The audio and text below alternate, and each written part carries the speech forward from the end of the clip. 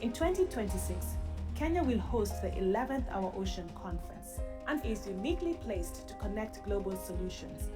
As the baton passes, Africa will shape what comes next to protect our ocean as a source of life, food, and opportunity for generations to come. We look forward to welcoming you to Kenya. The ocean connects every coastline and sustains all life on Earth.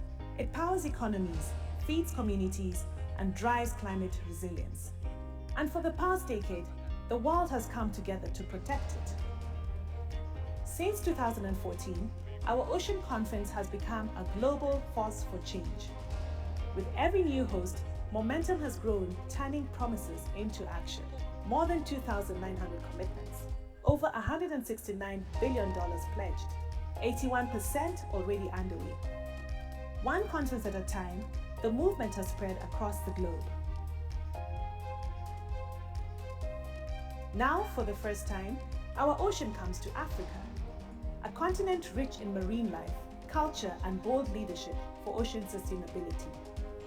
With 30,000 kilometers of coastline across 38 countries, Africa is ready to lead. In 2026, Kenya will host the 11th Our Ocean Conference and is uniquely placed to connect global solutions. As the baton passes, Africa will shape what comes next to protect our ocean as a source of life, food, and opportunity for generations to come. We look forward to welcoming you to Kenya. All right, round of applause. The event is coming to Kenya. The PS told us last night at the cocktail. We've just seen in the video that we will be back in Mombasa if we plan it. Mambo vipi Mombasa? Poa. Can we do that again? Mambo vipi Mombasa? All right, can we stand up? I feel like we're half asleep in here. I promised you we'll be starting on time, with or without your colleagues that partied too much last night. So thank you for being on time. Right, let's do a quick energizer, shall we? If we could roll our slides. So just have a little stretch to the right, stretch over. The other right. And then to the left. Am I going the wrong way? Probably. Let's touch our toes, or as close to the toes as we can get without injuring ourselves. Let's stretch backwards and look up at the ceiling. Oh, that feels good. Let's high five the person on the left. High five somebody. And somebody on the other side. And somebody behind you. All right, shake it out, shake it out. I think we're ready. Right, this is what we're going to do for our energizer. Take a seat. You will need to stand up again, but I just wanted to make sure the knees are greased. Good morning, welcome. So I'm gonna read out a few statements. And if this applies to you, I want you to stand up. So I'll make an easy example. Can you stand up if you are in Mombasa today? Stand up if you're in Mombasa. Easy, right? Okay, take a seat. I'd like you to stand up if this is your first scientific symposium with WIOMSA. Let's clap for them. Welcome, guys. Thanks for being here. Not the last. Thank you. Take a seat. I'd like you to stand up if you've been to more than 3 WIOMSA Scientific Symposiums. More than 3. I'm not going to be specific because we have some OGs in the house. Yeah? More than 3. Thank you. I would like you to stand up if you've been to the most WIOMSA symposiums. Who knows I am that person? I've been to all of them. Where's Julius? Was he partying last night? He's one of the party guys. Okay, we'll forgive him. I would like you to stand up if you had to cross a border to be here at the 13th Scientific Symposium. All the Kenyans are like, I didn't. Thank you. I would like you to stand up if you've met someone new this morning, at breakfast, in the hallway, in the corridor, when I forced you to come closer and made you very uncomfortable. Thank you. Take a seat. This is an interesting one. I know I'm talking to a majority of scientists. I'd like you to stand up if you believe that science is the foundation for decision making. It is the foundation for decision making. I wonder if that applies to your parenting and your marriages and your relationships as well. Take a seat. That's another conference. That's not the scientific symposium. I would like you to stand up if you believe that policy can drive collaboration. Policy can drive collaboration. Yes? Maybe? If it's a maybe, you do a squat. Right. Thank you. I would like you to stand if you believe that our communities are the true stewards of the ocean. We've got a majority there. I wish I could go around with the mic and say, sir, you're sitting. What do you think? Thank you. Now, I would like you to get on your feet and stand up if you are here today and proud to be part of WIOMSA 2025 13th Scientific Symposium. Let's jump on our feet. Round of applause for yourselves. Thank you very much. And grab your phone. It's social media time. Do we remember the hashtag? The official hashtag? Can we shout it out? Can I have the slides? Thank you. All right, so we've got a social media challenge today, and every day there'll be a different one. Thank you for doing the challenge yesterday. Yesterday was a selfie. Today, I want you to jump on your platform of choice, X, it can be LinkedIn, whatever you decide, Facebook, and you're going to think of what word sums up your last 24 hours at the symposium. What is that word? How are you feeling? Are you inspired? Are you still open, wanting to learn? Are you pensive? Are you, I don't know what the word is. Let me not feed you more words. But the prompt is, I'm at hashtag WIOMSA 2025, and I feel, what is your word? I'm going to give you 1 minute to get posting. Let's go. We're writing. If you're not on social media, you can send a WhatsApp message to a friend who was supposed to be here, or a colleague, and make them feel a little bit jealous. Give them FOMO. You should have been here. Why are you not here, bro?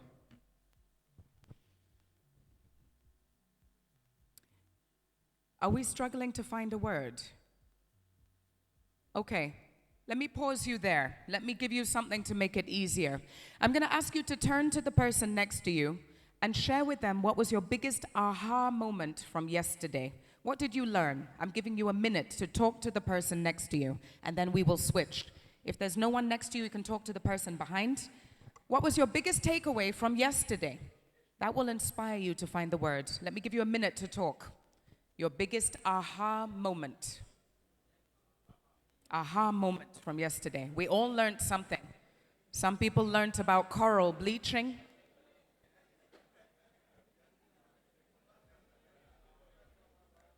Please, let's talk.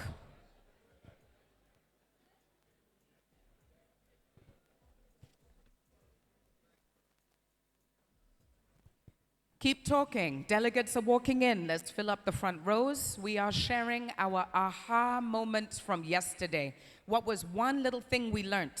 How did it make us feel so that we get that word?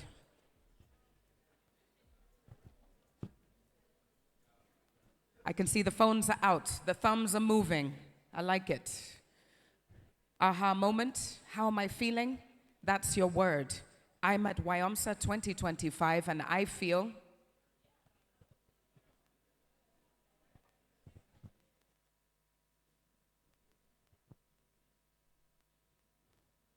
Dare I come off the stage and ask one or two people to share the prompt? Who has already posted? Has anyone posted? Madam, how are you feeling? I'm so sorry. It's called creeping poison. It comes closer. How are you feeling this morning? Just give me one word. Very comfortable. Comfortable. I'm at WIOMSA 2025. I'm feeling comfortable. Sir, how are you feeling? Scientific. Scientific. I'm glad you're at the correct symposium to feel scientific. Madam, how are you feeling? Fantastic. Did we hear that? Feeling fantastic. So let's get our word in there. Yes, we like that selfie. That's looking good. Post that. All right. So we've all posted, I'm at WIOMSA 2020. Don't forget the hashtag. And I'm feeling whatever that word is. Thank you very much. Okay, here's how the day is going to go. Keep those posts going. We have just kicked off our plenary. This morning, we will have 3 keynote addresses. We won't have any book launches. They will happen tomorrow. We've got 3 great books tomorrow that we'll be launching. We will have our oral presentations. You know I'm going to remind you that if your content is not in the folder, please make sure it was in there yesterday, as I had reminded you. We will have lunch. For those of you that are in the Expo Garden area, we ask you to have lunch at that lunch site. For those of you that will be in the spillover room upstairs, we will ask you to come to the restaurant near the front, so near the ocean side. Poster sessions. How many of us have already stuck up our poster in the exhibition space? Deidre, how many posters do we have? About 50%? About 50% of posters are up. That means half of us have not pinned up our poster. So for clarity, you put it up immediately on arrival in Mombasa, not when you're presenting. So put it up because there are some people who are going around the exhibition space and they want to see what the wonderful work that you've done. Final announcement that I have is just for us to be very mindful. As we're moving around the convention center, there were some complaints that there was conversations happening in the corridors. We want you to have conversations, but quiet ones or in outdoor spaces. Is that okay? All right. Great. So with that, and I will have some announcements later on, but let's shift into our opening session. And I hope, Secretariat, we can alert the assistant of the PS that he should be coming in now. And our other dignitaries, I don't see any of my 3 speakers, actually. We are going to kick off with our opening address, and that was to be delivered by Dr. Susan Gardner, who is going to share with us a few opening remarks. Here she is. Let's put our hands together. So Dr. Susan Gardner, directly to the stage to open us up this morning. She is the Director of Ecosystems Division of UNEP, and we're delighted to have her with us, not only yesterday at the cocktail, but also this morning to open day 2. Welcome, Dr. Gardner. Round of applause, please. Sound? Sound?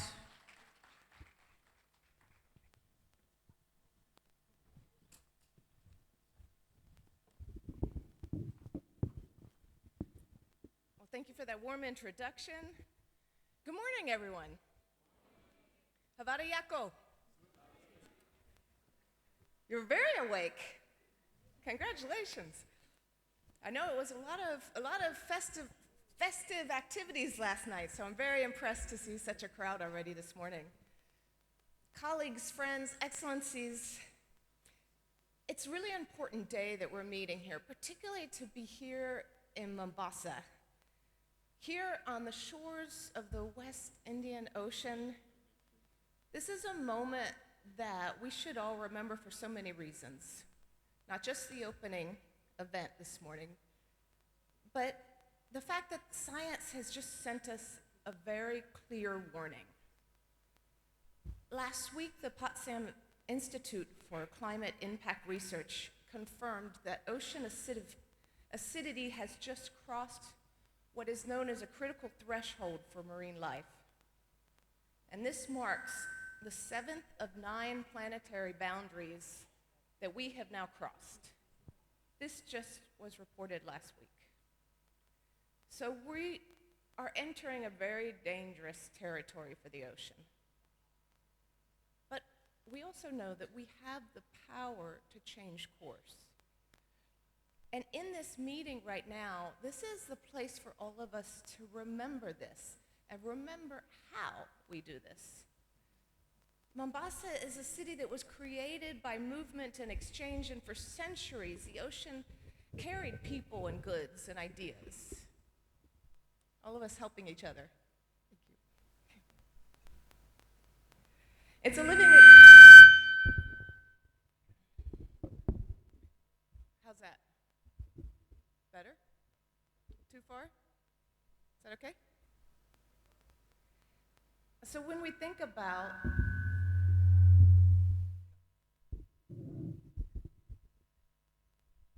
Is it okay? All right, someone in the back, raise their hand if you can no longer hear me. We're hearing no, not in the back. How about that? Better? No? All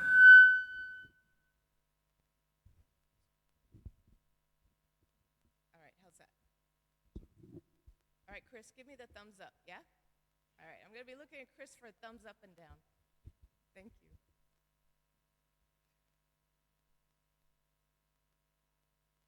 So,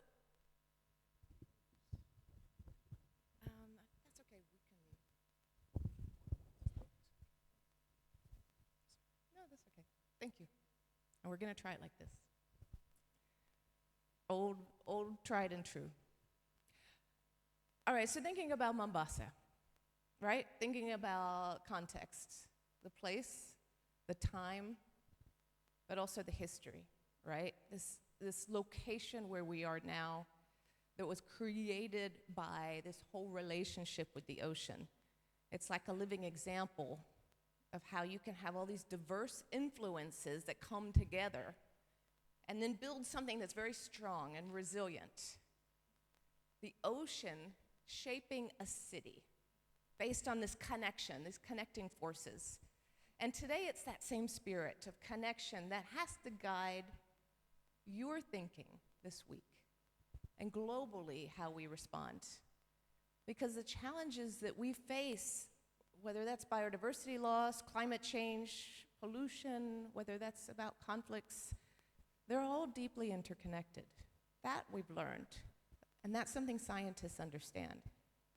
Here at this year's symposium, the theme is one ocean, one ocean, one future. And it really does reflect that connectivity and those linkages. The Swahili proverb also outlines this idea. Bahari itatufikisha popote. The ocean leads us anywhere.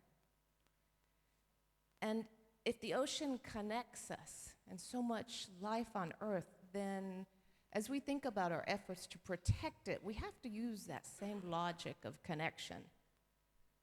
We have to connect the things that have too long been siloed, whether that is science and policy, whether that's land and sea, the climate and biodiversity actions that are too often separated, or whether we're talking about regional efforts and global commitments. All of these things are connected. So let's start thinking about this just from the regional level. The UNEP's Regional Seas programs were created just 2 years after UNEP itself was created in the 1970s, and it remains one of our most successful models of marine cooperation. Certainly the Nairobi Convention is one of the outstanding examples of this. The Nairobi Convention that was about 40 years ago established in this region, building protocols and platforms and partnerships that all link science, policy, and action. And so whether that is for integrated coastal zone management or whether it's marine and spatial planning, what makes this work is that alignment. The convention is not some parallel process. It's actually a delivery mechanism. And now, through the new strategic direction, the Regional Seas program actually supports countries to implement global commitments like the Global Biodiversity Framework, like the Paris Agreement, like the Sustainable Development Goals. And it does this in a way that actually reflects the region's realities, builds on the regional strengths, and responds to regional priorities. This is what connection looks like. It's taking global ambition and it's translating it into regional commitments to achieve national action. But even strong regional collaboration is not enough unless we actually connect the systems, all those systems that affect the ocean. And that, of course, starts here on land. Land-based pollution, whether it's nutrient runoff, agrochemicals, microplastics, they all continue to degrade marine ecosystems, including across this region. And the Nairobi Convention's work on sustainable land management, on coastal watershed planning, on integrated land-sea guidelines, all of this is helping to address this together with your support and your data. Because what happens on land determines how the sea will thrive. And that brings me to another area of connection, the nature-climate nexus. Without a healthy ecosystem, without healthy nature, there can be no sustainable economic growth, there'll be no healthy people, and there'll be no effective climate mitigation or adaptation. Mangroves, seagrasses, coral reefs, they're like nature's triple wins. They sequester carbon, they support biodiversity, and they protect shorelines. They're nature-based solutions that are more cost-effective, more sustainable than a lot of the traditional infrastructure. So these nature-based solutions can deliver for people as well as for the planet. Yet we continue in too many efforts to design climate and biodiversity actions separately. We do them in parallel when in reality they occupy the same geographies and they occupy the same communities that need to take action. To meet the global biodiversity framework targets, to meet the Paris Agreement, we have to begin aligning these strategies and these plans. We have to align these investments. I mean, if a wetland can deliver climate adaptation, biodiversity conservation, water treatment, and livelihoods, then surely we should look at that as a system and count all of that together. And that's one thing the Regional Seas Program, in particular Nairobi Convention, can serve to help with as an integration platform, helping governments bridge these agendas and connect them. And this fragmentation, we've seen it doesn't stop at national planning. It plays out across global multilateral systems far too often. Too many MEAs are asking countries to do the exact same work, but in these different formats. So there's too many reporting requirements. We've heard that. The demands for reporting are quite burdensome. There's too little harmonization of the various indicators of each MEA. There's too few incentives, actually, to support countries to invest in these co-benefits. But we are seeing this change. The UN 80 calls for increased efficiency and effectiveness across the entire UN system, and including just next month, the CBD SUBSTA meeting is going to advance efforts on looking at things like joint monitoring, indicator alignment, and how to better enhance coherence across the Rio Conventions. I mean, just think of it. It shouldn't be impossible, right? A well-designed actions that actually deliver across multiple targets, multiple frameworks, and reporting cycles.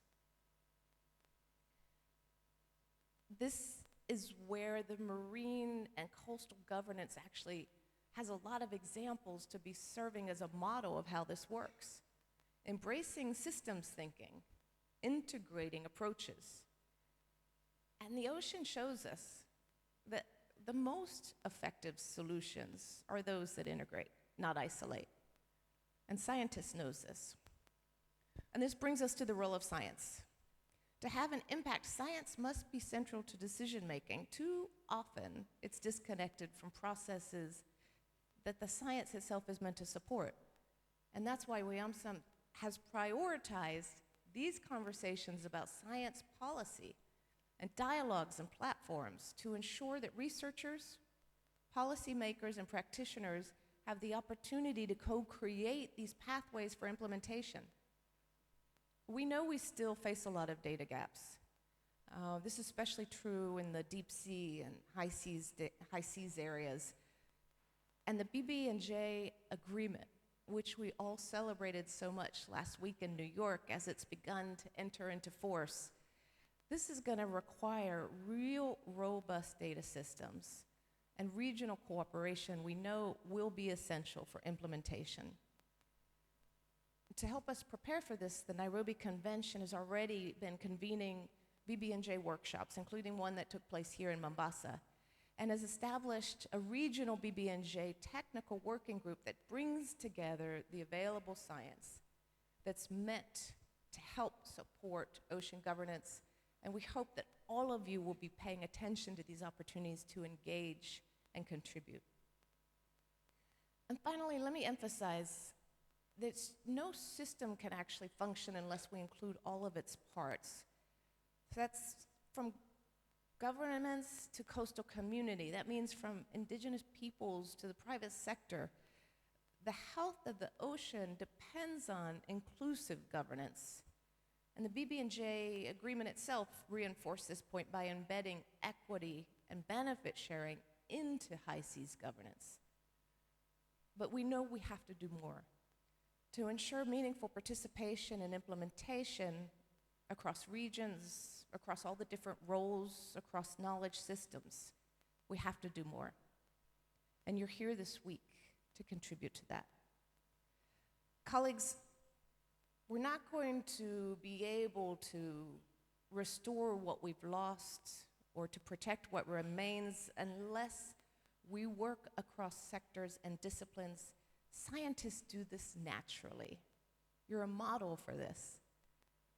The ocean does this effortlessly. It carries nutrients from ridge to reef. It carries migratory species from high seas to coastal areas. It's not just like a backdrop of our work. It actually can serve as that blueprint. So this week, at this symposium, let's all connect, just as the ocean reminds us we must. Bahari ita tufi kisha popote. Thank you.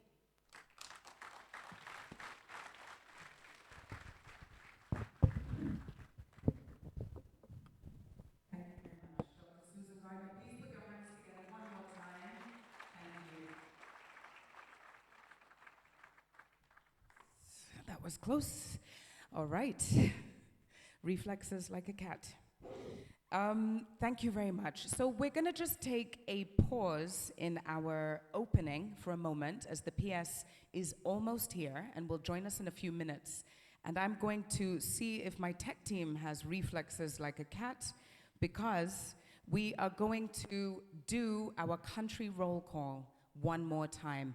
Because when we did it yesterday, not everyone was here. So I need my secretariat and my tech team to please roll our country roll call.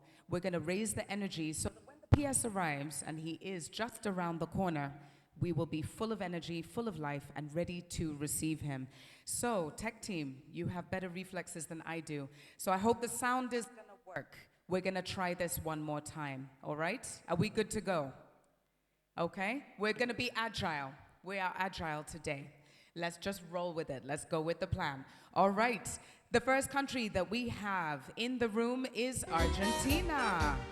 If you like the music, I will allow you to also stand and dance to the music that might not be yours. Thank you, sir. You and I, eye to eye. We're together. Thank you. Australia. Who doesn't like this song? Come on. You can be from the Seychelles and you can dance to this. Yes. Thank you. Belgium. Any Belgians? Yes. There we go.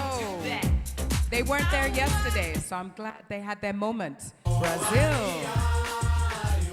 Any? Yeah? Ladies, please. Cameroon in the house. Do we have any Cameroonians in the house? Let's all get up for Cameroon, to represent Cameroon, please. All right? Just a little move, guys. All right. Chile. Que vale la pena una canasta con frijoles. Soy Maradona contra Inglaterra, anotándote 2 goles. Soy No one from Chile? One lady. All right. Comoros. Comoros. Yes. How do we dance to this one? Show us the moves. All right. Thank you. We love the energy. Denmark. Barbie girls from Denmark. Come on, we're all Barbie girls. Come on, ladies, let's stand up. Who watched the Barbie movie? I didn't. France. Do we have some French members? Yes. Alors, danse. All right. Oh, there's quite a big French contingent there. Gabon? Gabon? Hello, sir. All right. Germany. Any Germans? One German. One lone. Where's Helga? Okay, a couple of lone Germans. Hi, Maya. The song choices. Sorry. Ghana. Who knows how to azonto? Where are my Ghanaians? Any Ghanaians? All right. Moving swiftly on. India.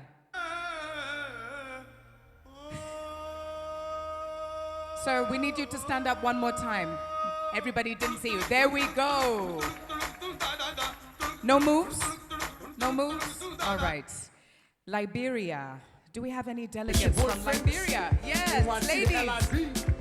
Hello. See, I knew we had to do this again. There are a lot of people that missed out on this on day one, and I hear it was the best part of the symposium so far, obviously. Madagascar. Madagascar, don't let me down. Yesterday you were live. All right. Madagascar bringing the energy. Malaysia? Anyone from Malaysia? Maybe upstairs. Maybe upstairs. Mauritius. I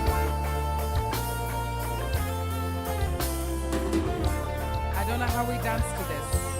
I think what we'll do, if there's another symposium, is have you submit your country songs in advance. Is that agreeable? Mozambique.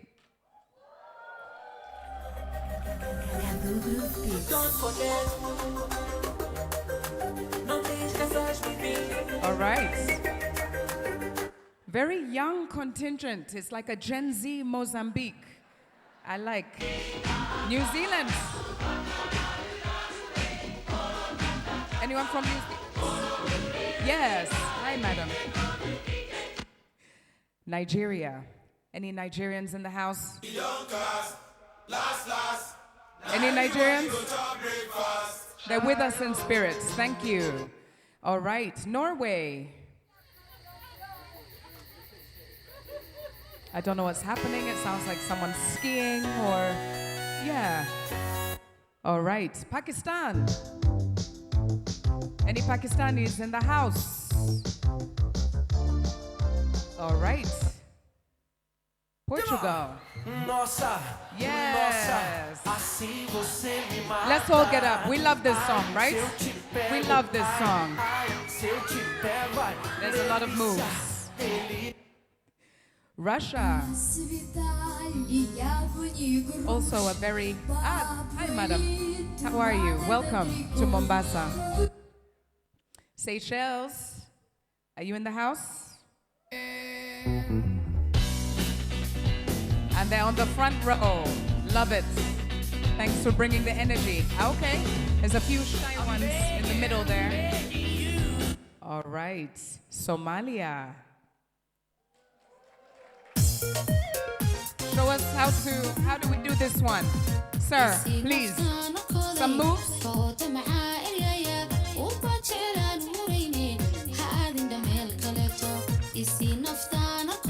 All right, thank you.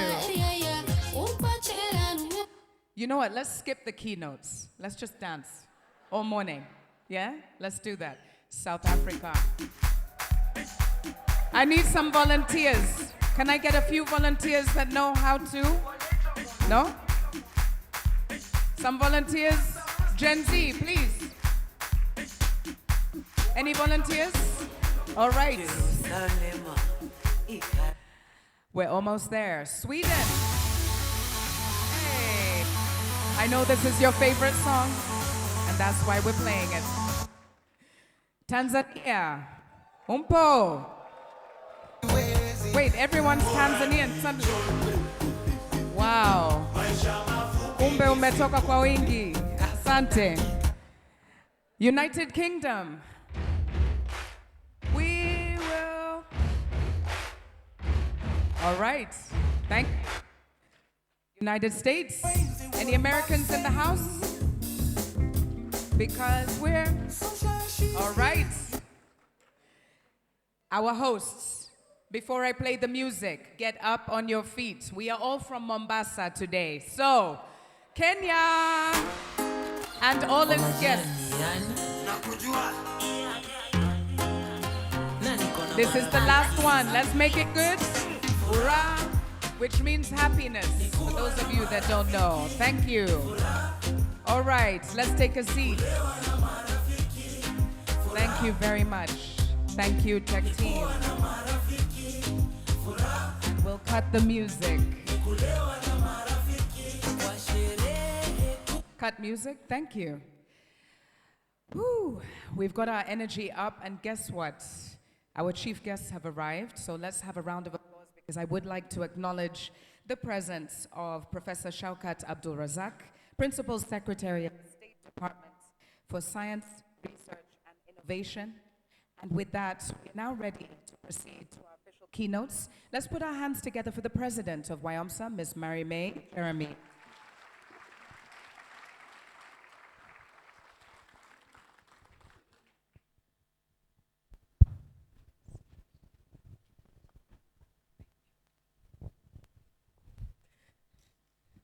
Good morning, everyone. Good morning, everyone. Okay, I think everyone is up and ready for this keynote. I have the honor this morning to introduce Professor Shaukat Abdul Razak. He's the Principal Secretary for Science, Research and Innovation, State Department for Science, Research and Innovation from the Office of the Prime Cabinet Secretary here in the Republic of Kenya. Before his appointment to the state office, Professor Abdul Razak was the director for the Division of Africa International Atomic Energy Agency, IAEA, Technical Cooperation. In this capacity, he facilitated IAEA technical cooperation support to over 50 countries in Africa in peaceful use of nuclear technology, including in human health, agriculture, industrial energy. And before joining IAEA, Professor Abdul Razak worked as CEO at the Kenya National Commission for Science, Technology and Innovation. He has more than 3 decades working experience at various leadership positions, including Professor NDVC at Egerton University and Vice Chancellor at Umar University, Chairman and member of national and international boards, including the chair of KMFRI, African Technology Policy Studies, the Kenya National Economic Social Council, the African Commission on Nuclear Energy, and the International Center for Genetic Engineering. Professor Abdul Razak is a fellow of the International Science Council, the World Academy of Sciences, the African Academy of Sciences, the Japan Society for the Promotion of Sciences. He has published widely in international journals, scientific conferences, and symposia proceedings. His undergraduate studies were at Egerton University, Kenya. Professor Abdul Razak obtained his Masters of Science and PhD degrees from the University of Aberdeen, UK, and his postdoctorate from the Shimano University, Japan. Indeed, an impressive CV. And this morning, it is my privilege to welcome on stage Professor Abdul Razak to deliver his keynote address entitled The Role of Science and Innovation in Building a Thriving and Inclusive Blue Economy for Africa. Join me in welcoming Professor Abdul Razak.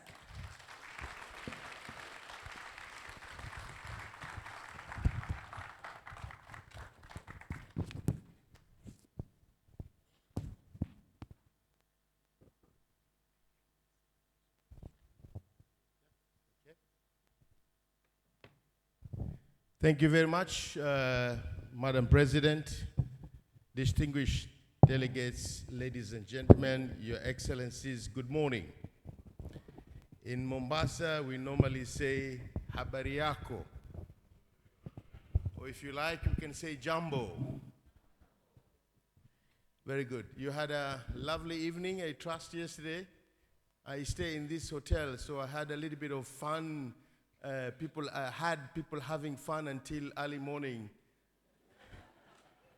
But I'm very impressed that everybody was able to jump out of bed to come for this very important symposium. Madam President and the entire team, let me take this opportunity first and foremost to really thank you for inviting me to come and share my thoughts with you. Always say I'm a student, I want to learn as well. I learn every time I meet people of this magnitude.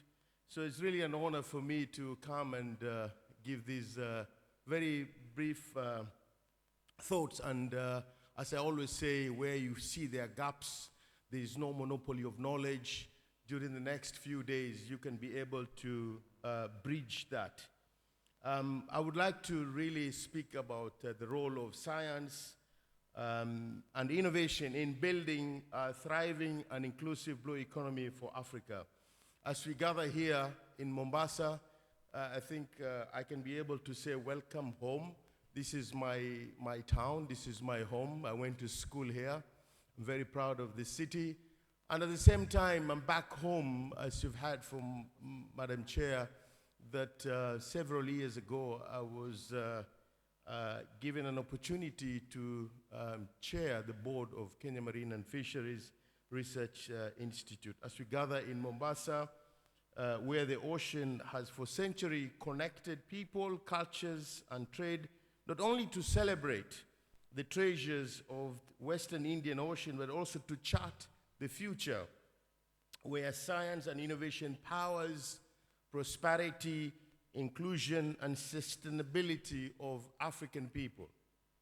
I would like to just to remind ourselves in a quote that was given by the late Wangari Maathai: you cannot protect the environment unless you empower people, inform them and help them understand that these resources are their own. And I think this is, if there's one take home, is this message.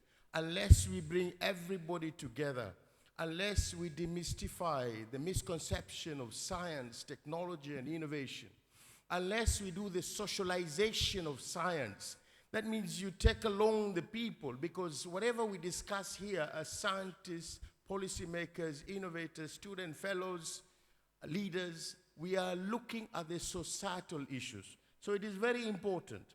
The African Blue Economy Strategy, the Africa Union Blue Economy Strategy estimates that the ocean, and I would like to give you a little bit of statistics just to remind you, I'm sure you do know these statistics, 400 billion annually by 2030 would be generated in this space. When I was chairing Kenya Marine and Fisheries, I saw the challenges of trawling, I saw the challenges of licensing, I saw the challenges over fishing, I saw the challenges. That time, we didn't even have a research vessel, and we went out and be able to negotiate so that we could be able to get the research vessel. In this space, according to the strategy, there are millions of jobs in fisheries, agriculture, tourism, shipping, offshore energy, and biotechnology that can be generated. And as you all know, that if you look at the coastal line of Africa, we've got 47,000 kilometers in an exclusive economic zone of 13 million kilometers. These are just not numbers. We must pause and think about these resources that we have in all this space. And when you look at this space that we are occupying now, the Western Indian Ocean, which spans to 30,000 kilometers. And again, 6.5 million kilometers of EEZ, which actually is a home for 100 million people. Just think about all this. Then, of course, there is a good reason for us to come together and ask ourselves, what have we done? What can we do as we go into the future in a sustainable manner? It's not just to start and live it. And I'm very thrilled to see that this consortium, this undertaking, the WIOMSA, now you're celebrating the 13th one, it keeps on going and it's getting bigger and bigger. The sector is already worth billions. The fisheries, I meant to understand, they would contribute 900 plus million annually in the Western Indian Ocean. The marine tourism would be able to contribute to 6 billion per year. Then what is happening in this space? What are the policies that we need to put in place? Who are the players that we need to bring around the table so that we can be able to have this conversation and be able to appreciate the resources that we have? As I go into my presentation, you will see something that I want to call sometimes youthquake. We have a big challenge in the continent of Africa, that we have youth that sometimes are really struggling when it comes to jobs. They are looking for opportunities. Yet you can see this ecosystem that we are talking about has a huge potential. How do we translate that potential to reality? Having said all that, it doesn't mean we do not have challenges. Challenges are always there. As the blue economy is thriving, we have challenges, as I've said earlier, overfishing, illegal and unreported, unregulated fishing cost Africa almost 10 billion. And that's why we need regulations. As much as we do the inspection, we need to regulate this. We need to protect, because this area, just about 1% is being protected. And I know in this country, we're striving to move towards 30%. So these are numbers that we are talking about, and if we can be able to follow through, then they will be able to have a huge positive potential. Plastic pollution is another menace that you see in our midst. I stayed in Vienna for 10 years, and you can see when I was in Vienna, even when ministers and colleagues do come to Vienna, beautiful city, they used to say, wow, because you wouldn't see plastic. People are able to manage this plastic. So we need to cultivate the culture and have a change of mindset of how we are able to manage these plastics. And I'm very glad to note that there are a lot of things that are happening. 2 weeks ago, I went to Mombasa Innovation Center, and I was taken through on how people are recycling the plastics. Last week, I was here again under the Blue Economy Summit. I saw again a lot of people are really looking for ways and means of how we can be able to manage our plastic, because the numbers are really scary. Almost 5 to 12 million tons are entering the ocean globally, affecting the fish and the human health.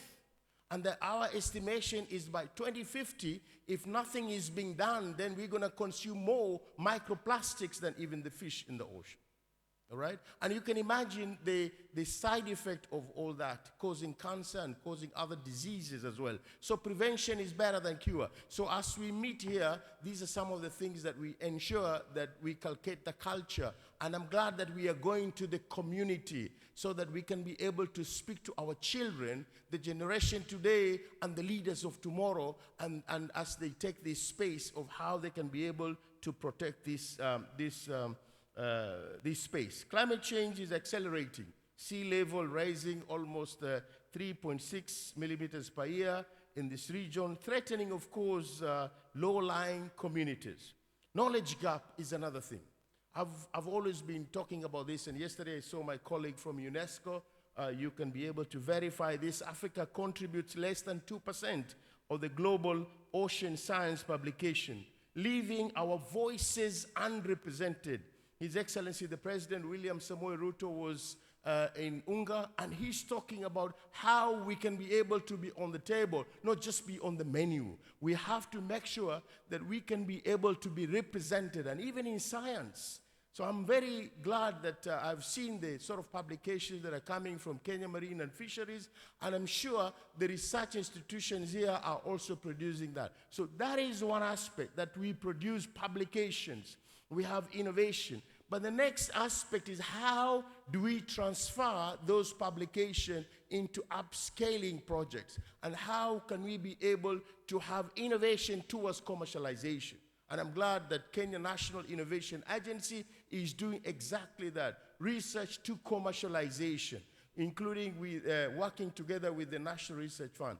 And I'm here also to learn what is happening in other countries. I'm being told we have almost 32 countries in the room with 1,300 participants. This is phenomenal, so to speak. So we must be able to learn from each other. Data mining is extremely important. You can imagine this data in this region. If we have it, we can be able to extrapolate and be able to see what is coming to the future, so that we can manage our resources much better. Equity is another thing. Nobody should be left behind. Women and youth are too often excluded from the marine value chain, despite being the natural custodian of the coastal livelihoods. So we must be able to go along with them. We must be able to understand their needs and be able to do the socialization of science. It is not enough that we meet in the room as scientists. We have to bring other people as well, because here we are all converted. How now do we bring the communities as well among us, so that they can be able to appreciate we are doing this on their behalf? We are using our knowledge to address the challenges of the society. If left unaddressed, these risks will prevent, of course, the blue economy from delivering the transformative potential that we've been talking about. Just quickly, before I make my conclusion, I just want to highlight some of the areas of science, research, and innovation. One is food security and nutrition. And I'm glad to know that there is research going on in agriculture, hatchery management. We have funded that, for example, from the National Research Fund in the tune of almost 50 million Kenya shillings, and the World Bank was able to come in the area called Shimoni to match that in terms of grant, to be able to help the community there. And if we do this, we boost the fish production to feed African growing population. I don't need to tell you that if we can be able to produce maximum tonnage of fish, then we can bridge the gap of protein deficiencies, the amino acid that we are talking about. Because it's appalling, some of the countries you see stunting in children under 5, almost 40%. Yet we have all these resources. So we need to think outside the box, and where possible, create a new box. With the support from the organization, like where I used to be at the International Atomic Energy Agency, nuclear techniques ensure seafood safety. It's very important. You can imagine the poisonings, food poisoning that is coming from our ocean. So you can be able to use the isotopic technique to enhance food safety, and of course monitor the pollution in the ocean. I know there is a project that we started by the Director General Grossi started this project on the plastic NUTEC, trying to monitor the microplastic that goes into the ocean, and then in future we are looking at possibility of having radiation technology to do the recycling. Climate resilient and carbon solution, the mangrove, you all know this, and the seagrass restoration, sequester carbon while providing jobs for the youth. And you know about the carbon print and how much we can be able to get in this space of the blue carbon. Oceanographic science improves early warning system. We must be able to see beyond our nose. We must be able to see how the future is going to be by having the relevant data, by using the relevant technology. ICT is an enabler, and we must be able to blend it and mainstream it in the blue economy so that we can take full advantage of the digital and smart blue economy. So you've got AI now, you've got IoT, you've got the blockchains which are transforming fisheries monitoring, port operations, and supply chain. But of course, you can be able to use the drones now. Let's not just use the drones for military purpose and fighting, but we should be able to use these drones. You know, last week I was telling people in this hotel, many years ago when I was the chairman of the Kenya Marine and Fisheries, I was telling people it's very important that we understand what is the resources that we have in our ocean. And it was put in the Swahili paper, what we call the Taifa Leo. And they said the chair, in Swahili, the chair of Kenya Marine and Fishery wants to count the fish in the ocean. So when I went to Mombasa town, there's a famous place you need to visit that in town where you can have a nice samosas and tea. Blue Room, my colleagues were just laughing and say, Prof, are you okay? How are you going to manage all that? But now I can tell them, yes, I can with AI.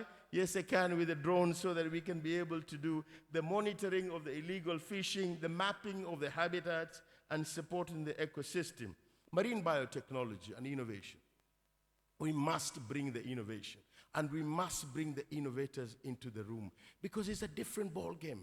When you bring the policymakers, the innovators, the fellows, the NGOs, the CBOs, the partners, the donors, we mingle and be able to understand and appreciate what is going on. How can we be able to support? I have seen young innovators in many countries in Africa, and that talent, that inquisitivity that they have in their mind, I trust and believe they can be part of the solution and not the problem that we are facing at the moment. African marine biodiversity holds a potential for pharmaceuticals, nutraceuticals, bio-based industries. Now, this is a game changer. You can imagine all these industries, pharmaceutical, yet we import. Africa, most of the countries in Africa, we have become the consumers of goods that we do not produce, and we produce what we don't consume.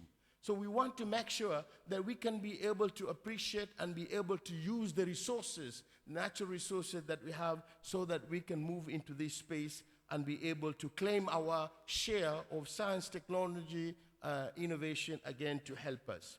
Of course, we need to include the youth, as I said earlier, and I've seen an example, just to give you an example of the seaweed farming in Kenya that has empowered almost 1,500 women. I was involved then, and I see that a lot of work that is going on. The youth-led plastic recycling is also another excellent initiative they are doing in turning the marine waste into the value-added product. And then you have the digital entrepreneurship that are building apps linking ecotourism, fishing communities, and the global market. So we need to move with this, and we can take full advantage of the ICT as an enabler to do more literacy of the community. We need to enhance the literacy in this space so that we have people who are more empowered. We need to strengthen the capacity building. We have institutions of higher learning, the university here, for example, just to give you an example of this region, Pwani, you have Technical University of Mombasa, and then you look at the entire ecosystem within the Western Indian Ocean. These universities we need to connect, and I'm sure you are already doing that. We need to enhance it so that students can be able to have a curricula that is more harmonized in this region. You can start in Kenya and finish in Seychelles, or you can start here and finish somewhere else, so that we can be able to have that the leadership that might not be available here, it could be available somewhere else. Nelson Mandela said, sometimes it falls upon a generation to be great. You can be that great generation. And this is the message I want to give to the youth, because I believe in the youth. As you all know that the average age of population in Africa, this is the youngest continent, 19 years old. So we need to calculate mechanism, ways and means of how we can be able to do that. Partnership, diplomacy, science, communication. This is my last point. This is extremely important. That with United Nations, we need to connect. With UNEP on marine pollution and plastic, we need to connect. With UNESCO implementing the UN Decade Ocean Science for Sustainable Development, we need to connect. With the IAEA as an example, we need to connect. We need to do more of the internationalization of science so that you have more of this diplomacy. but also we must be able to have people who can be able to communicate this science. Because as scientists, sometimes you come here and talk about, with all due respect, fish biology. Okay? I used to have a good friend called Charo, who was at the the center, I think, in Egypt, if I'm not wrong. Fish biology, for example. And we come and talk about biochemistry. You know, how do you break it down so that the community can go along and appreciate that? You have IUCN on biodiversity conservation, and then you have the Africa Union Commission that is looking at the Agenda 2063, the prosperous Africa, the Africa that we want, so that you can build the expertise in Africa for Africa by Africans with the partnership that we have in this room and beyond. We have to bring traditional and non-traditional donors. And this is my appeal. Let's not get tired, because this is an extremely important sector. This is a very important ecosystem that we all have to work together. And I want to thank all the partners for your continued support in this area. This is the power of the science diplomacy, turning knowledge into the cooperation and cooperation into the prosperity. So as I come back home in Kenya, we want to see more establishment of the Blue Economy Science Parks in Mombasa, Kisumu, other areas. We want to create more innovation hub. I have that commitment to have innovation hub in each and every county of this country. And then later I can go down to constituency. We want to upscale investment, because without investing in research and development, science, technology, and innovation, it's just going to be a pipe dream.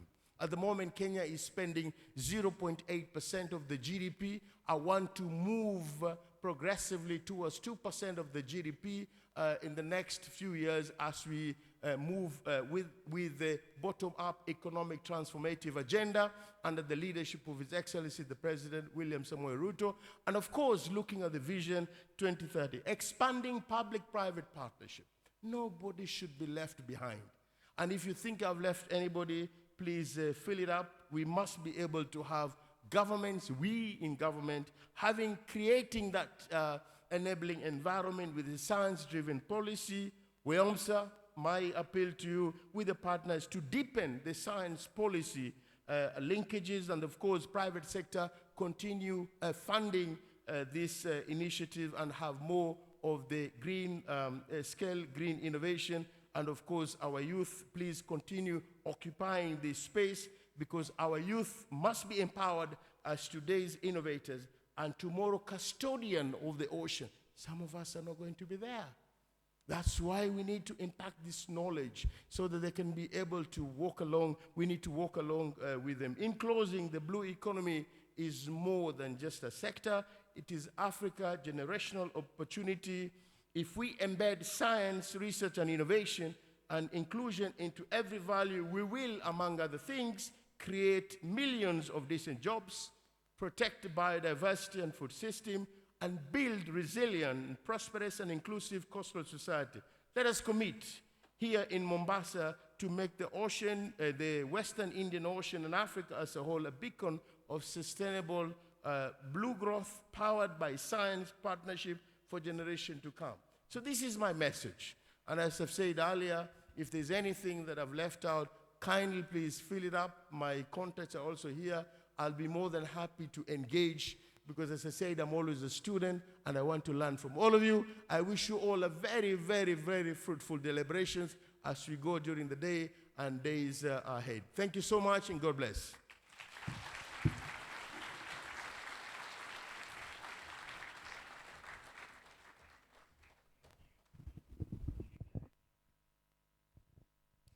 Thank you.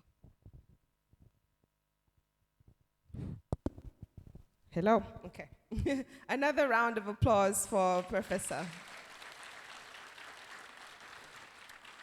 A very positive message, I think, really touching on youth, community, partnerships, and all of the themes that we're celebrating this week.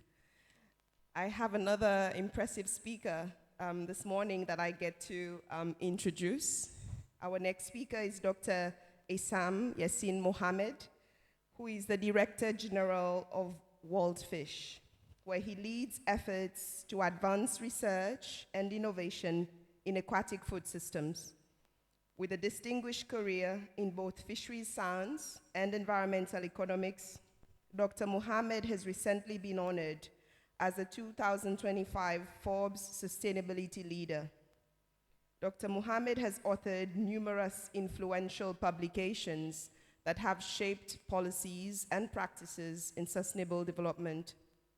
His work emphasizes the integration of economic principles with conservation strategies, aiming to balance planetary health and human well-being.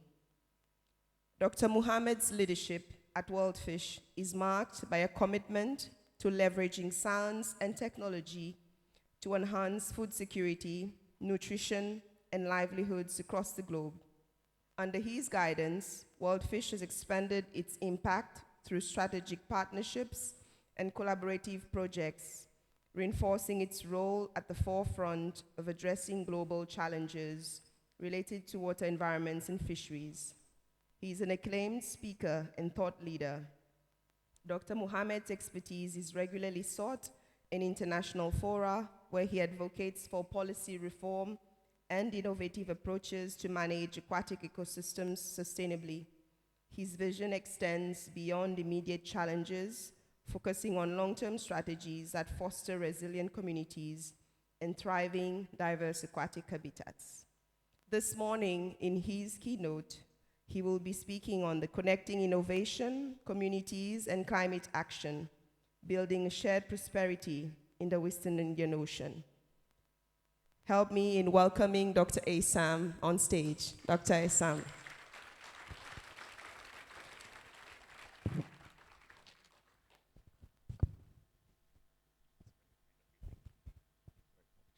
Thank you very much. I don't know who wrote that bio, but it was interesting to listen nonetheless. So thank you very much. Good morning, everyone.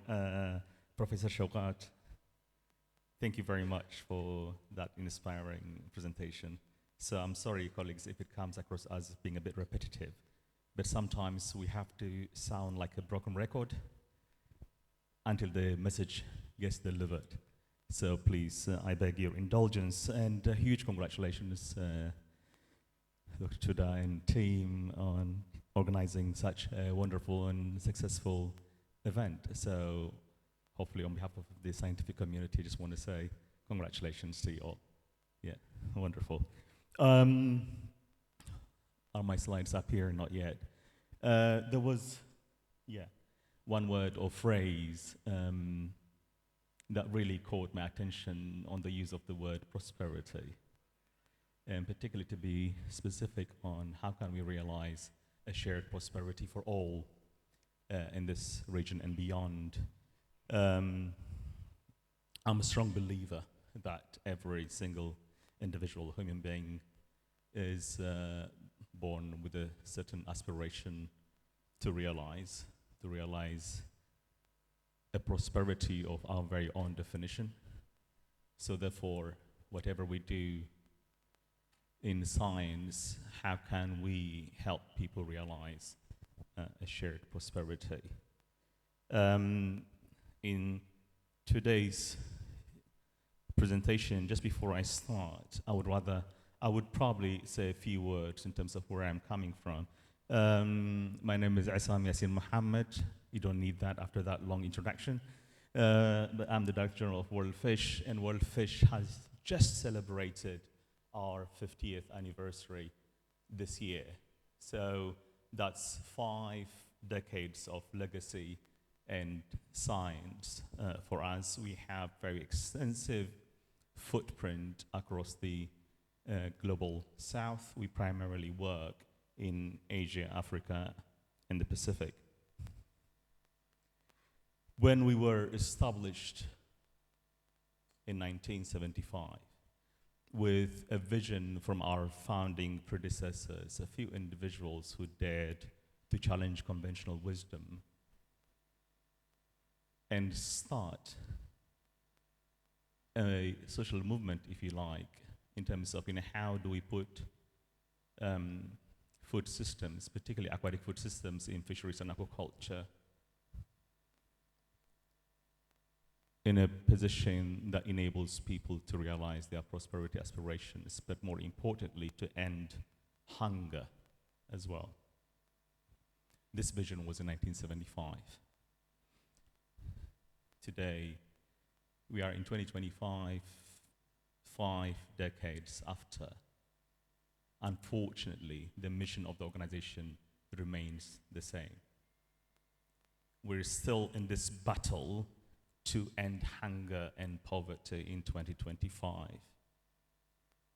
And therefore, the level of urgency that we need to feel as scientists in translating our science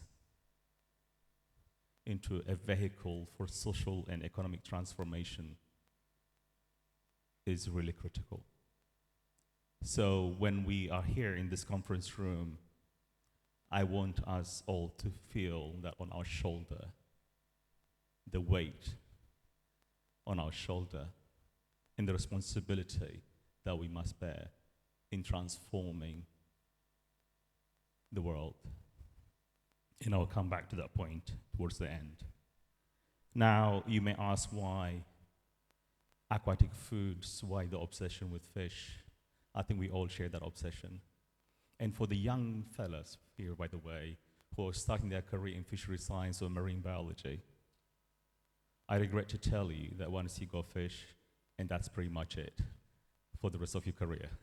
I started my career in fish, and I'm still dealing with fish, so there's that risk.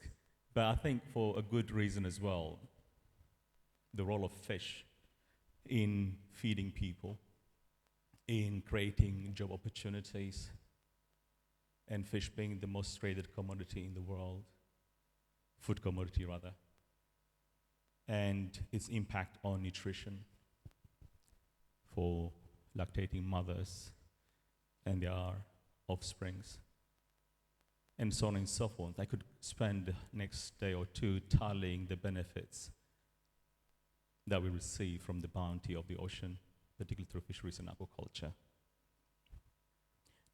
Now, for us, it does matter.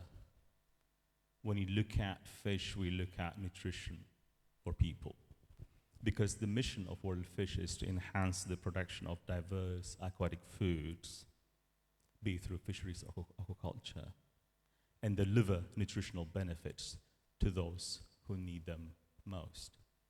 And therefore, when we look at the fish, we look at the nutritional profile of it.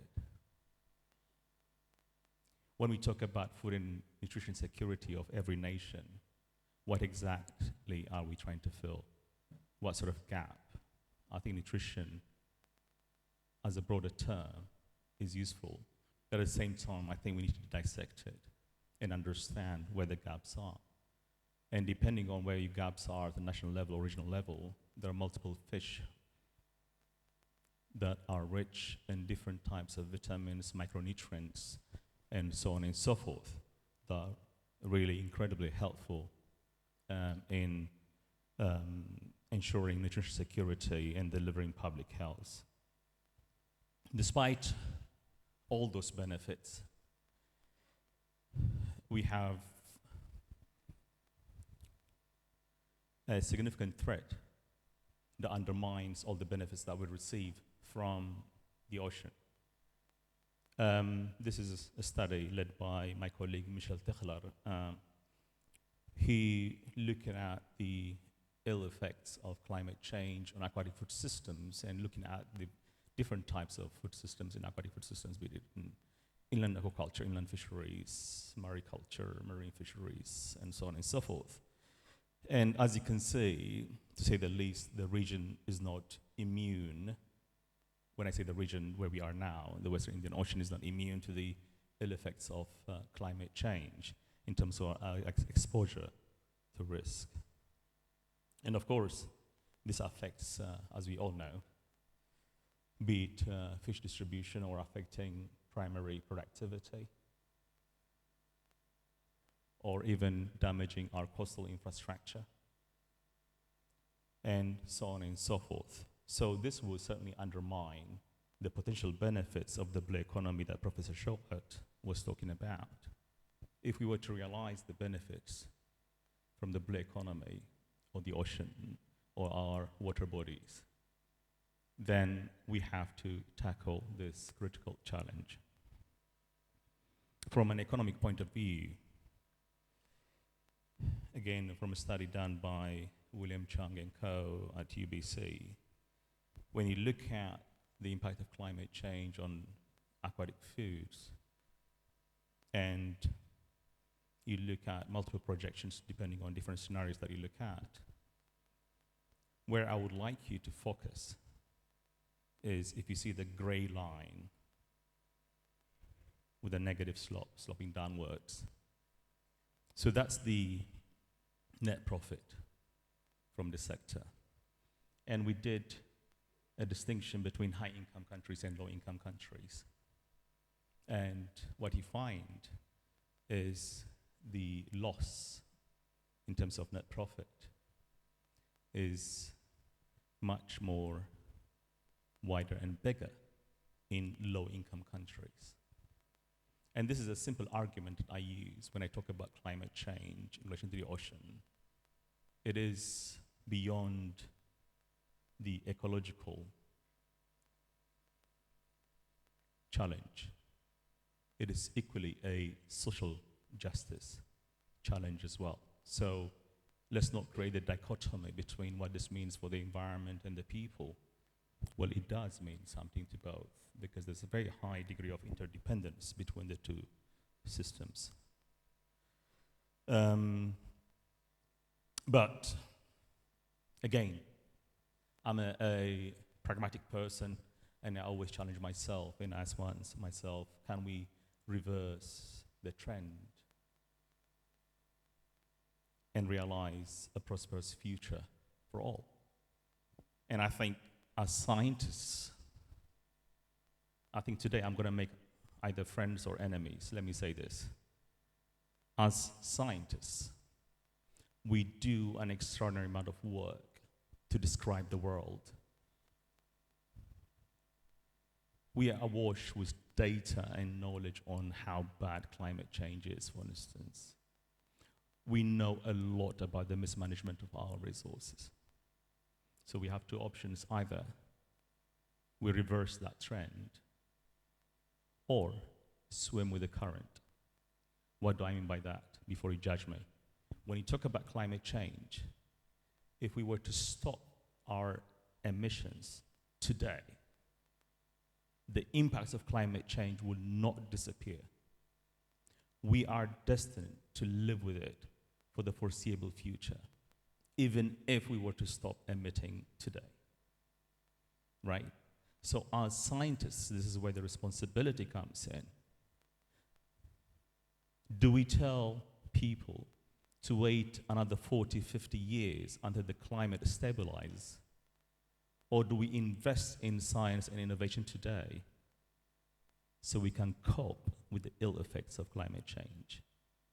That's a challenge for all of us, including myself, that we need to seriously think about what's the way forward under changing climate.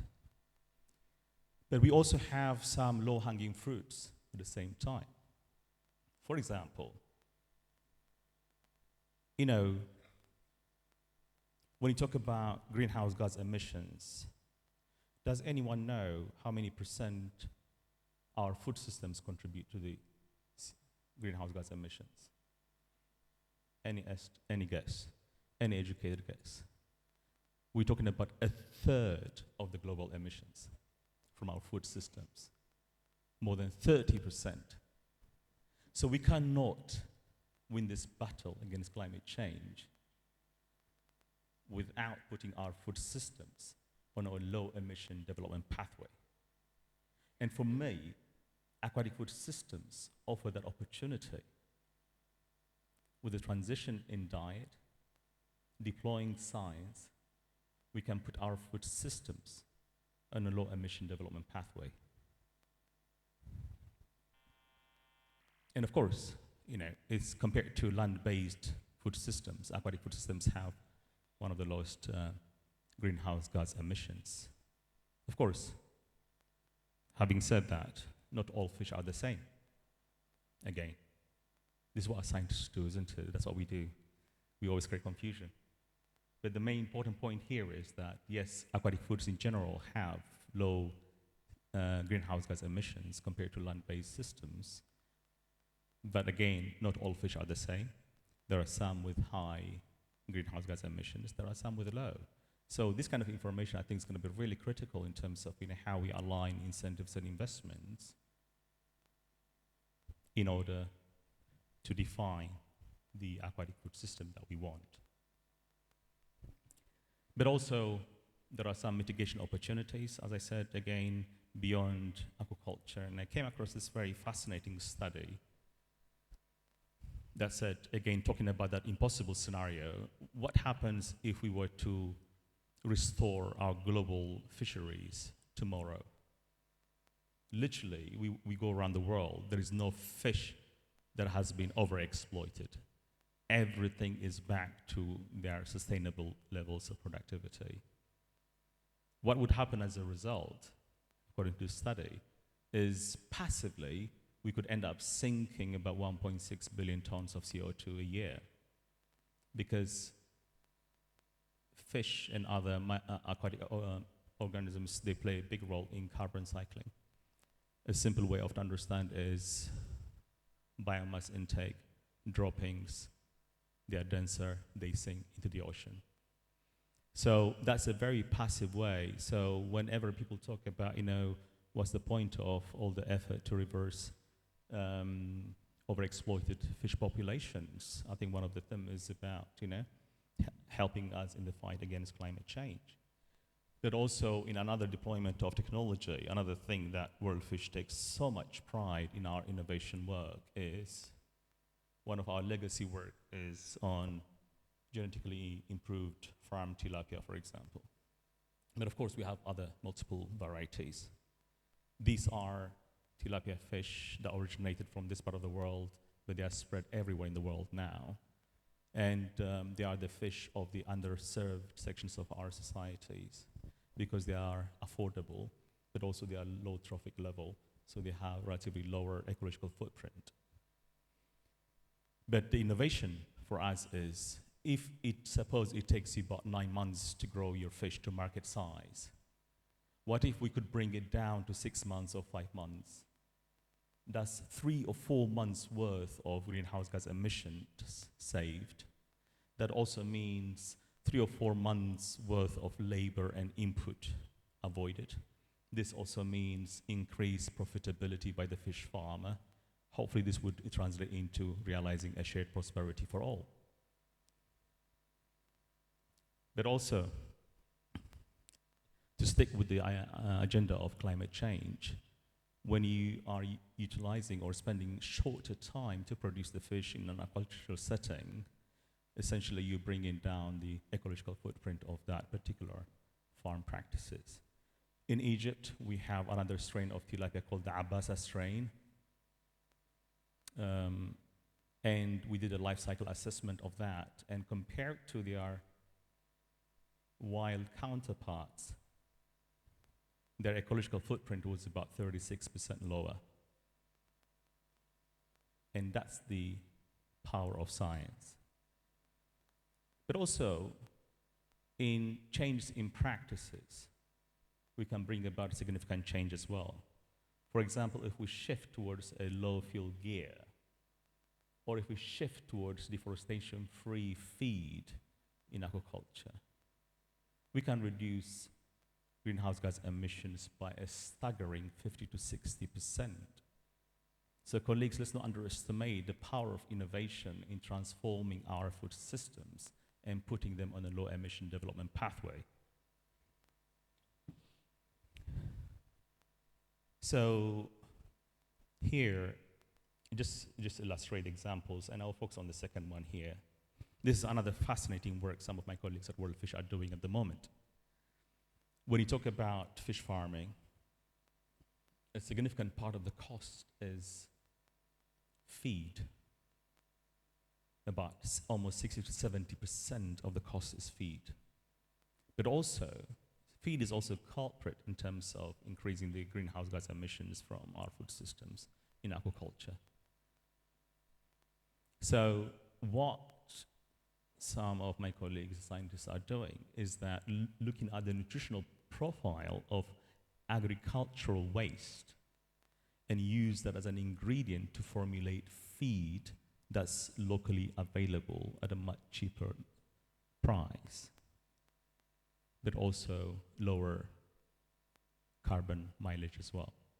So these are the innovations that we need to invest in and promote in order to accelerate the journey, the transition or the transformation that we're looking to see or we're aspiring to see in this region and beyond. Having said that, that's on our culture side. And if one looks at fisheries, the challenge with fisheries from a political economy point of view is in our part of the world. Sorry, am I allowed to be part of this world? I am from Eritrea, not far away from here. So it's okay to say I'm from this part of the world. In this part of the world, there is data scarcity when it comes to small-scale fisheries, because the majority of the fish is supplied by small-scale operators. I can speak for Eritrea, for example. When I was there, about 90% of the fish that was landed was supplied by small-scale operators. And this is not a unique story for Eritrea. It's common across the continent.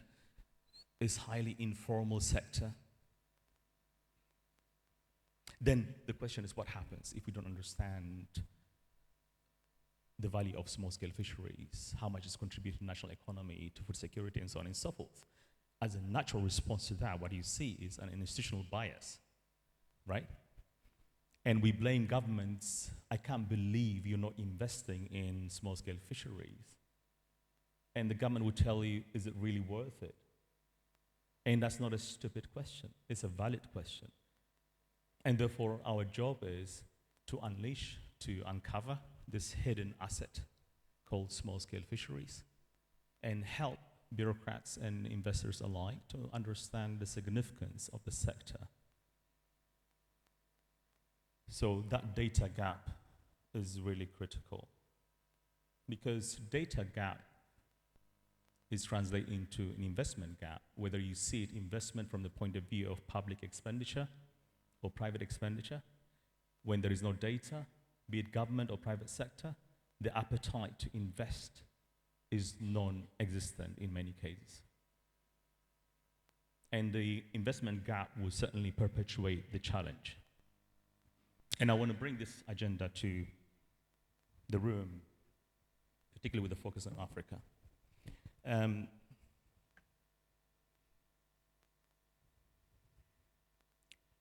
Because we hear quite a lot of rhetoric around how significant the blue economy is for the African continent. The Agenda 2063, as the Professor Shokat earlier mentioned, clearly mentions, recognize the blue economy as a vehicle for social and economic transformation in Africa. We have continent-level strategy. We're not short of appreciation of the value of blue economy. But despite all that fact, the investment gap in this sector is staggering. So with my colleagues at World Fish, what they did is they did a bit of foresight modeling in terms of, okay, so investment gap and investment to what end? So this is really fascinating work. So if it is business as usual, the fisheries and aquaculture sector in the continent could probably generate around 21 million jobs by 2030, maybe up to 21.6 million by 2050, with an economic value of about 3 billion, a bit more. But with the investment gap filled and realizing the full potential of aquaculture in Africa could generate up to 58 million jobs by 2050. and its economic value could be multiplied by 6. But the investment gap to realize that vision in one sector alone is, sorry, now you're saying things I'm not supposed to say. How do I go back?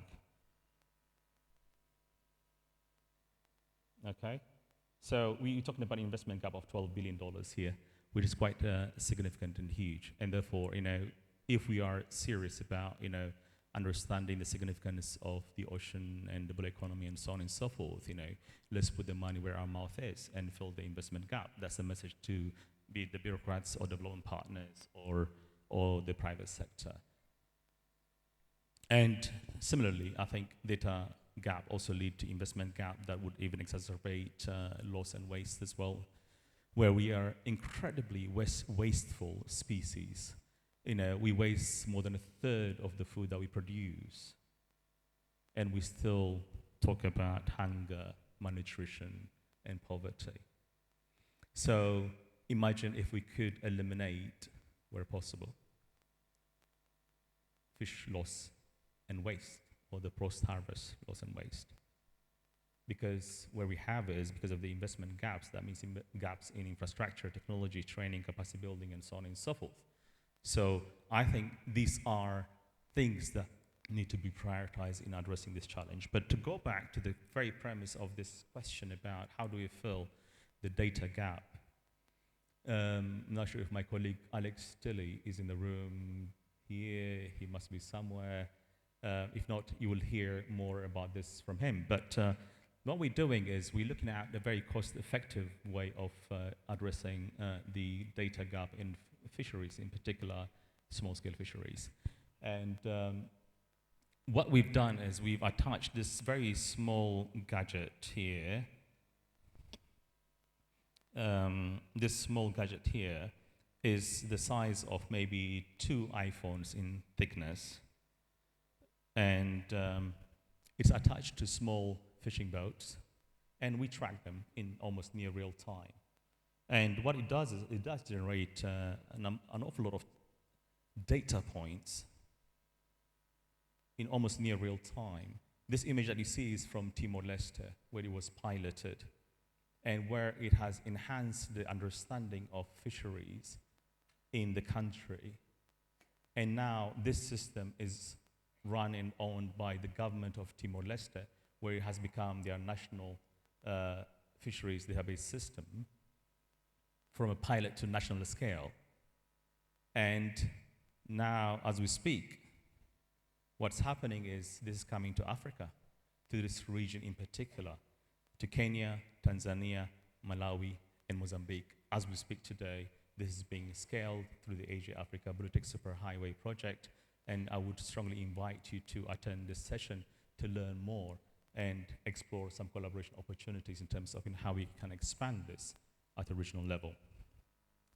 But also, at World Fish, we recognize that the world's changing very fast, be it from a geopolitical point of view, but also from technological point of view as well, particularly with the advent of AI and so on. Well, AI is not new, but as we know it now, what do we do about it? How can we deploy AI or utilize AI to accelerate our, progress in our scientific endeavor, but also deliver impact at scale? And recently, World Fish pitched an idea at the AI for Good Summit that was hosted or convened by the UN. And this is essentially to fill the data gap in particularly small-scale fisheries in terms of how data is collected at sea, but also on landing sites, and how we can utilize all this data to inform policy and investment decisions. And ladies and gentlemen, it is a real challenge because all these applications are fantastic.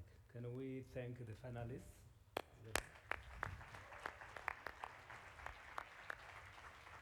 The AI for Planet Award goes to World Fish for their smart cage solution. Congratulations. Thank you very much, everyone. Please join me in congratulating the team as well. Thank you very much. Please join me in congratulating the team. Thank you very much. But also, please do engage with us, because this is a completely new territory for us, so we need every single brain in the house in order to advance this and to be ahead of the curve and hopefully deploy AI in helping us reversing the ill trends that we see now. Now, quickly, let me stretch the boundaries a bit beyond the Western Indian Ocean. Because the world, the nature, the way it is, we live in a highly interconnected environment through ecological connectivity. So I had the privilege of engaging in the process to agree on the sustainable management and utilization of biodiversity in areas beyond national jurisdiction, or in common terms known as the high seas. And I remember being in the negotiation rooms, and every time I spoke about the impact of the economic activities in the high seas on coastal communities and coastal ecosystems, a room full of legal experts and diplomats, they looked at me and they laughed at me. What's the problem with this guy? We're talking about areas that are hundreds of miles away from the coast. Why is he talking about nearshore impact? And that's when we did this study. This study is the most fascinating study I've ever done in my life, thanks to Ekaterina Popova and others. Is what we did was we released virtual rubber ducks into the ocean. Not real ones, but virtual ones. And these virtual rubber ducks, they were let to drift following the current.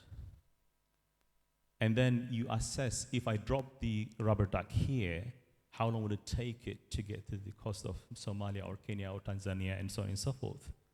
So the shorter the time is, the more you're exposed to the high seas and all the economic activities that happen there, be it pollution, whatever it might be. So what you see in front of you is, we only looked at, by the way, the least developed countries. This is not even a global picture. Looking at the least developed countries, unfortunately, many of them are in the continent of Africa, about 31 of them. And as you can see, the Western Indian Ocean is highly, highly interconnected to the areas beyond national jurisdiction. So whatever activity that happens in the high seas will have some implications on the coastal area of the Western Indian Ocean. And therefore, my plea to you all is, as we discuss about the things that matter for the Western Indian Ocean, let's not limit the boundaries there. Let's reach out to those who are adjacent to us, be it in the Andaman Sea or the Bay of Bengal or wherever it might be. Let's reconnect the sides, because the world is not divided across those legal boundaries. So it's really important to realize, yes, some part of the ocean may seem so far, yet too close to us. So let's stretch the boundaries and let's recognize that we live in a very highly interconnected world. And the good news is, this is how much we don't realize how much good has been happening in the world, actually, when you don't pay attention to it. So the high seas, the BBNJ agreement will enter into force in January 2026, in a few months' time, because we've passed the threshold in terms of the number of countries that have ratified it. So this is a great success for the conservation community, for the marine scientists, for all of us. And therefore, now it's about moving towards what this means in terms of implementation. How do we enforce these? Is going to be really critical for all of us.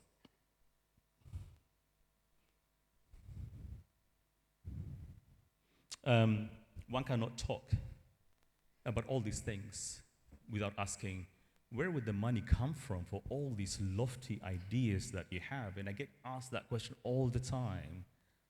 And that's a valid question, because if you follow the money when it comes to the blue economy, we've had so much hype around blue economy. And if my colleague Marlene Schutter did a study, and what really striking is how little is invested or directed towards aquatic foods, be it in fisheries and aquaculture, to fight hunger and malnutrition, to create jobs for the youth and promote trade and realize a shared prosperity for all. What happened to all that? Because blue economy is not being directed to areas that matter to those who are at the bottom of the pyramid. So I think we need to challenge that. But also, I can't help but think about, is money really the problem? And I couldn't help but utilize this iconic illustration by a friend of ours, for many of us, Rashid Sumaila and colleagues, who told us, we're talking about lack of money, but we're giving $40 billion annually for fishery subsidies. Goodness me. And don't get me wrong, I'm not against subsidies. There are good reasons why subsidies are there as a fiscal tool for governments. However, it's always about the good, the bad, and the ugly, as Rashid would say. So how do we transition from the bad subsidies to good subsidies? Subsidies that incentivize sustainable practices.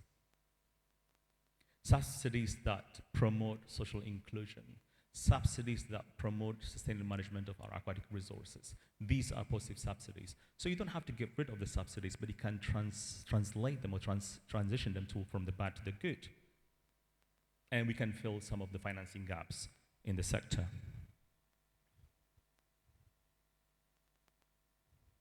However, for that to happen, there is a need for a shift in mindset. How do we see the ocean, the coral reefs, the mangroves, the salt marshes, the wetlands? What do we see when we see them? And I always make a point when I deal with bureaucrats, I always say, see them as your economic infrastructure.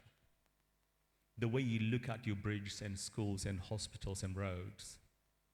Because you're constantly spending money to maintain them because you understand their value.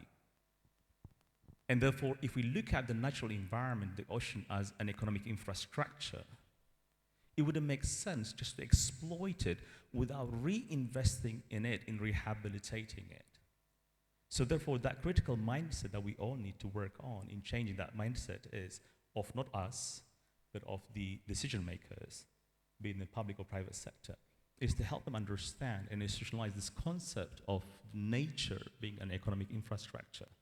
Unfortunately, yes, from an ecocentric point of view, I may find that argument disgusting. But for me, what matters is what message resonates with that decision maker, so I can help him or her understand the value of aquatic systems.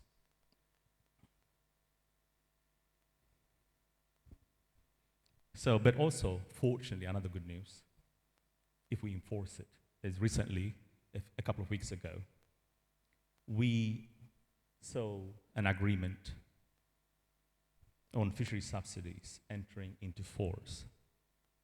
This is only 2 weeks ago. This is a great success, I hope, but it would all depend on how we implement it. So therefore, we all have a homework to do when we go back to our home countries and help our bureaucrats and politicians to understand what this means in terms of eliminating harmful subsidies and help them design the transition from the bad to the good. So what next, colleagues? I will finish with this story. I went diving somewhere in the Andaman Sea in August this year, a few weeks ago. And after diving, walking on the beach, I discovered this large wooden piece. I don't know, for me, that was the most exciting moment because the the mystery, the enigma that it carried with it. Who are you? Where did you come from? That was the first question I asked myself. And I did a bit of research, and I realized this was something that came from the western Sumatra region of Indonesia. But where I found it was at least a couple of 1,000 kilometers away from there. It carried stories with it, being carried by the water currents of the ocean and the seas. But also, it was accompanied by other materials as well.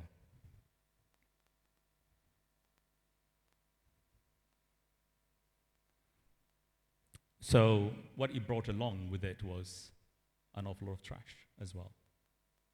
So this really emphasized the connectivity, the how highly interconnected this ocean is. I refuse to use oceans as a plural form. I always intentionally use the word ocean because I generally believe it's a highly interconnected ocean.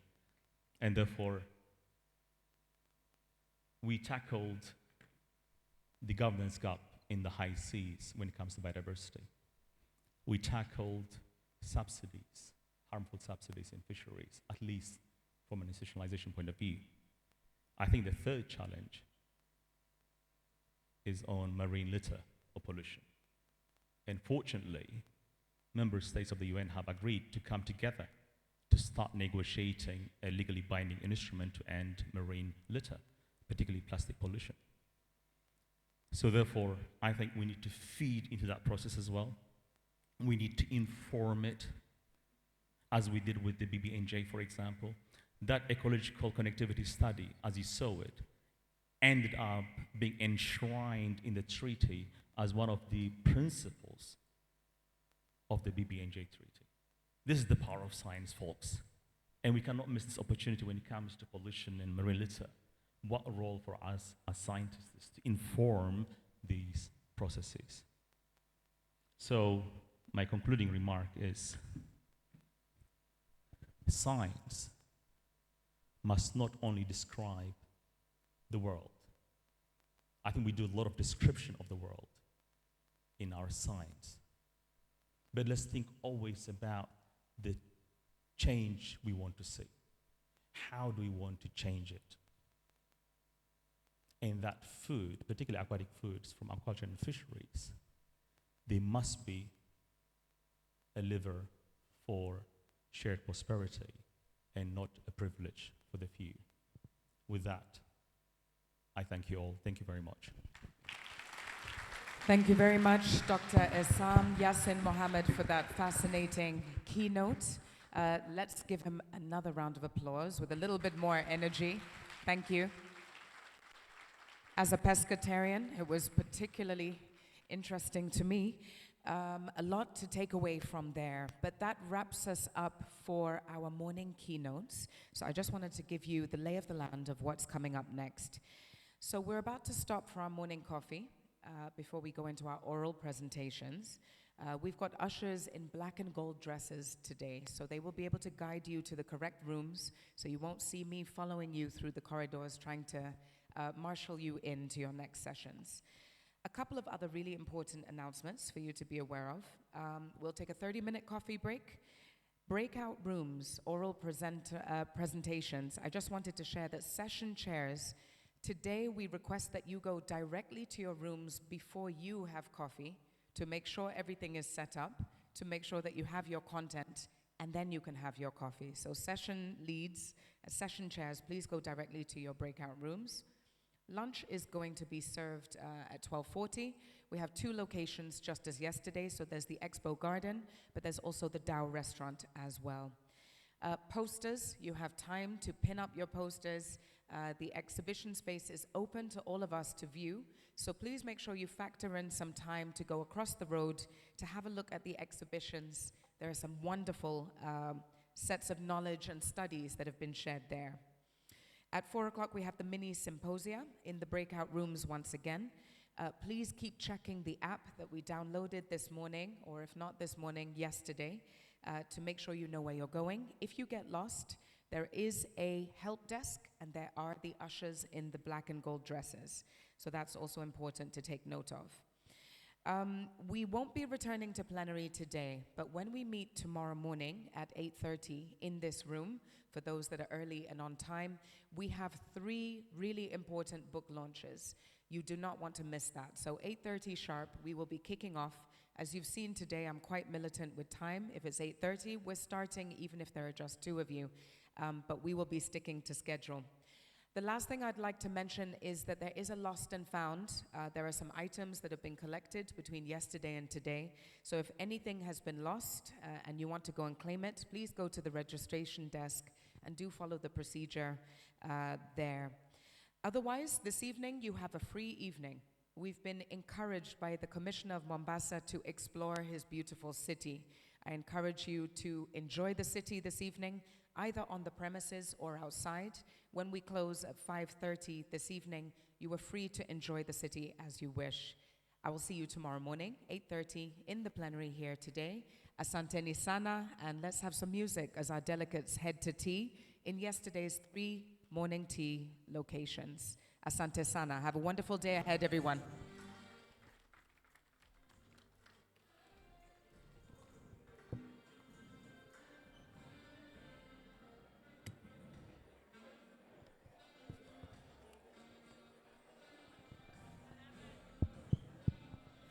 My VIP row at the front.